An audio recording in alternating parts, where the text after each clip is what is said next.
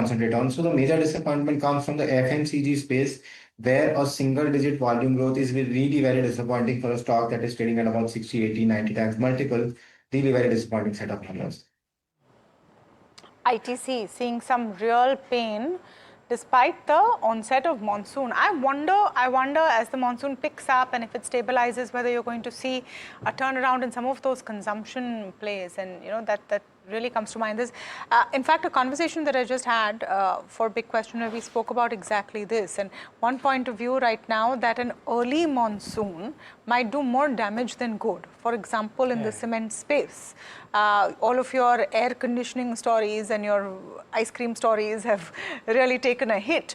But the other point of view being that, as this settles, you might see an uptick going forward on consumption. Yeah.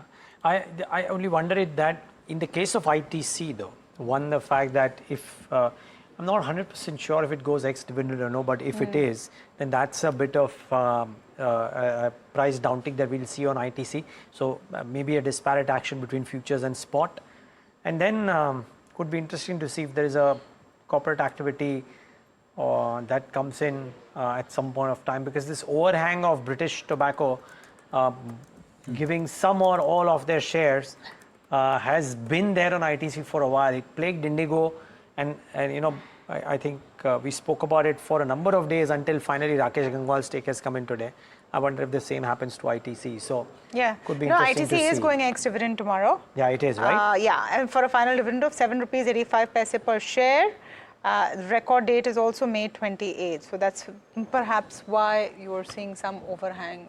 So one is that, and tomorrow we'll see that dip coming in, and then maybe, just maybe, if there is the bad stake or some bit of it, of all of it coming in. I think once in one of the Heard of the Street segments we kind of reported about this as well. That it's a large stake that is likely to come on board, and or rather come on the bourses, and that might be a temporary overhang for ITC. If you look at it in relative terms, ITC's numbers weren't as bad as some of the other FMCG players, largely because of the diversification that they have. So that also seemed to be relatively okay. Yeah, the volume growth was okay, and the margins weren't under as much pressure from RM prices as some of the other names have been, at least in recent times. They've been able to hold on to margins to some extent. So in that sense, ITC is more insulated. Aditya, would ITC feature in your bets at all? Definitely, it's a portfolio stock. We've seen the bad stake sale going on for many years now, and I hope that they finally exit out so that the overhang on the stock is gone away. The results were decent enough, nothing spectacular, decent enough, but the dividend yield continues to be really very strong for the company.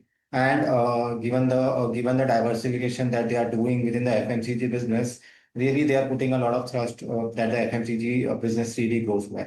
From my perspective, portfolio stock, any correction, decent correction towards 400 or even 350 could be a good buying opportunity into this long-term compound. Okay, so definitely something on Aditya's watch list.